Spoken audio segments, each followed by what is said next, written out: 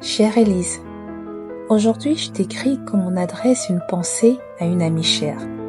Une amie qui peut-être se reconnaîtra dans ces mots.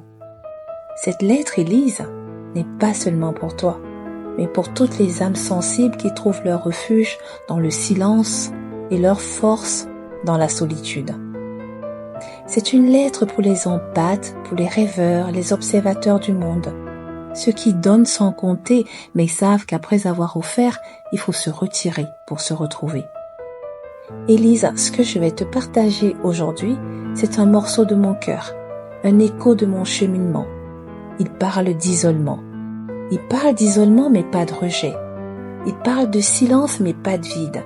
Il parle de cette paix qu'on trouve en soi lorsque l'on s'autorise à écouter son être profond. Prends cette lettre comme un cadeau, une invitation à t'écouter, à t'accepter, à aimer cette partie de toi qui préfère parfois le calme des étoiles au tumulte des foules, avec douceur et lumière.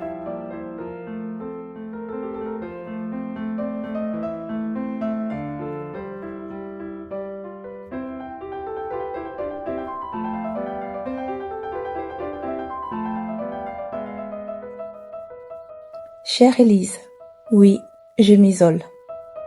Non pas par rejet des autres, non pas par indifférence ou mépris, mais simplement parce que le monde me fatigue. Le bruit, la foule, les discussions trop longues et parfois superficielles, tout cela finit par m'épuiser. Et puis soyons honnêtes, je préfère encore la solitude à la compagnie de ceux qui ne vibrent pas sur les mêmes fréquences que moi. Attention, je ne dis pas que ces personnes sont moins intéressantes ou moins valables. Loin de moi cette prétention. Je dis simplement que nous sommes différents. Nous ne percevons pas le monde avec les mêmes filtres. Nos sensibilités ne résonnent pas sur les mêmes hauteurs. Et c'est bien ainsi. La beauté du monde réside dans cette richesse de diversité. Mais moi, j'ai appris avec les années à m'écouter.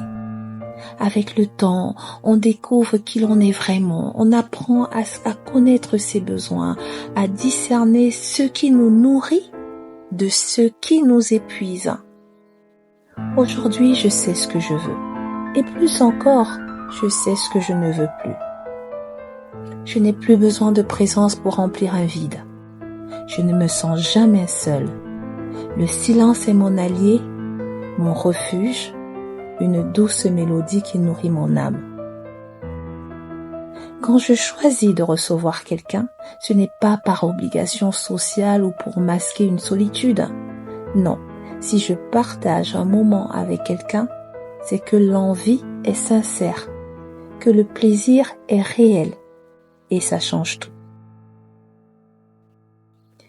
Tu sais, ma paix intérieure, mon équilibre, je les trouve dans ces instants de repli.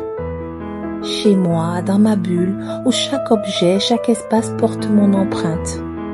Ou bien encore dehors, en pleine nature, seul face à l'immensité des éléments. Là où les arbres murmurent, où le vent caresse, où la terre respire. C'est ici que je me ressource. C'est ici que je me régénère.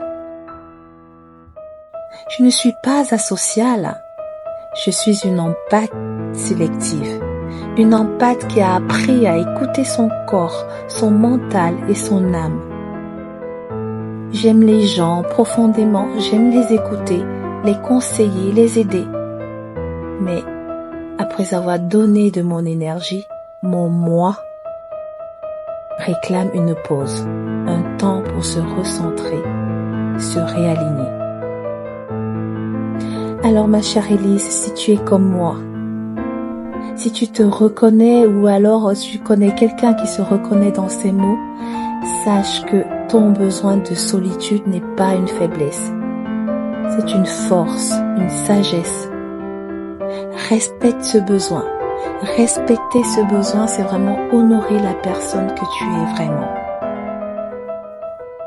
Et si nous choisissons de passer du temps avec quelqu'un, ce n'est jamais par dépit ou pour combler un manque, c'est parce que nous en avons envie. vraiment. Être seul, ce n'est pas fuir le monde, c'est simplement se retrouver. Et quand on se retrouve, on peut ensuite offrir le meilleur de soi aux autres.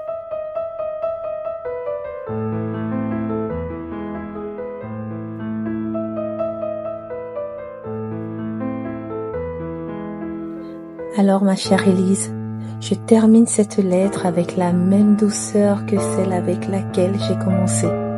Si ces mots ont trouvé écho en toi, si cette réflexion t'a permis de t'arrêter un instant et de regarder en toi, alors j'en suis honorée.